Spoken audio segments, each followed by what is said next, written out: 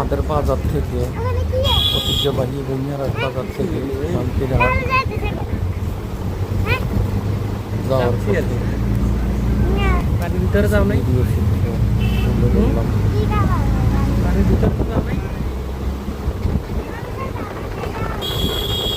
এই রোডটা আগে অনেক ছোট ছিল, বাড়ির ভিতরে যাও আগে নাই? যে সময় ব্রিজটা হয়েছিল ছেড়ে দাও নাই? ছিল না, ওই সময় আমরা এই পারে আসতাম না বেশিক্ষণ, কারণ নৌকা পারাপারে একটু ঝামেলা ছিল। আসতাম মাঝে মধ্যে, কিন্তু বেশি একটা আসতাম না। ব্রিজটা হওয়ার পরে আমাদের দুই পার্কে একদম একাকার করে দিয়েছে। এখন আর কোনো বাধা বিঘ্ন নেই, যে যেভাবে মন চায়। আগে আমরা ছাগলের রেলে ওদিক দিয়ে ঘুরে যেতাম, হানুয়াঘাট দিয়ে ব্রিজ ছিল, পরে দিচ্ছে তো ওইখান দিয়ে যেতাম, তারপরে ওইখান দিয়ে এখন তো বনিয়ারহাট দিয়ে ব্রিজ হওয়াতে এখান দিয়ে যাচ্ছে। অনেক মনোরম পরিবেশ। বিকালবেলায় আমি আর আমার ছেলে দুজনে গেলাম, এখান থেকে দুধ কিনলাম কিছু, একটু কাজ ছিল, ঘোরাঘুরি করলাম, তারপরে আবার সন্ধ্যার আগে করলাম।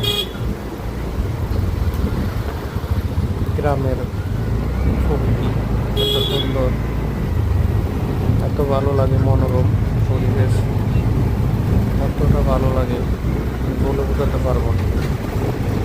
আবহাওয়াটা তো পরিষ্কার ছিল এবং বাতাসগুলো এত সুন্দরভাবে গায়ে লাগছিল, খুবই আনন্দ লাগছিল। মনে হয়েছিল আরও অনেক দূরে যাই।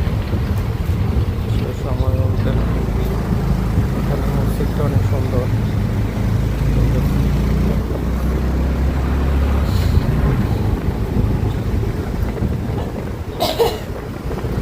ভালো লাগছিল।